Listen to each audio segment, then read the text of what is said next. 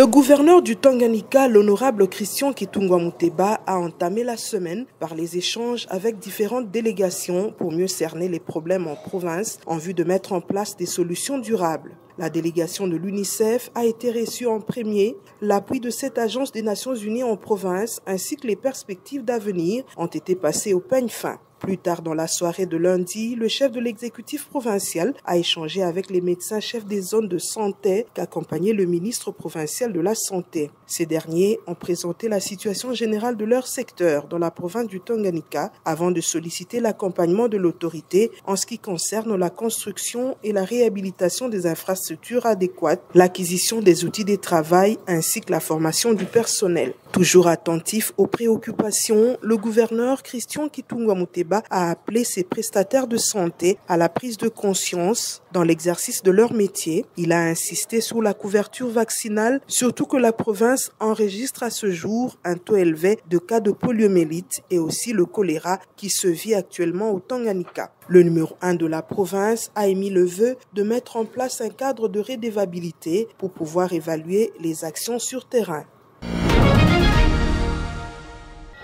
Après une longue journée de travail, mardi, dans la soirée, l'honorable Christian Kitungwa Muteba, gouverneur du Tanganyika, a rendu visite à l'un des cadres de ACO, son parti politique, Eric Kaskile, qui avait perdu sa mère.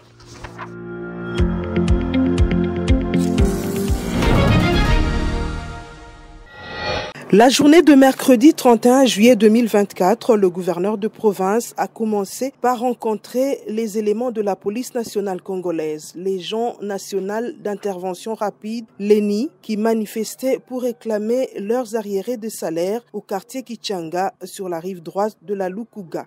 D'un ton ferme, le gouverneur Christian Kitungwa Muteba a appelé à l'ordre et la discipline. Juste après, direction Tumbwe, un village situé à 18 km de Kalemi, touché par les exactions perpétrées par les éléments du groupe d'autodéfense Bitonto qui ont incendié tout un village. Prenant la parole, le patron de la province, l'honorable Christian Kitungwa Muteba, qui ne jure que sur la restauration de la paix et le respect strict de l'intégrité territoriale, a promis des sanctions sévères aux sémeurs de troubles et tireurs de ficelles. En bon père de famille, accompagné de son vice-gouverneur Isidore Kabwemweou, il avait dans sa gibecière un lot important des vivres et non-vivres qui ont été distribués à plus de 160 ménages affectés.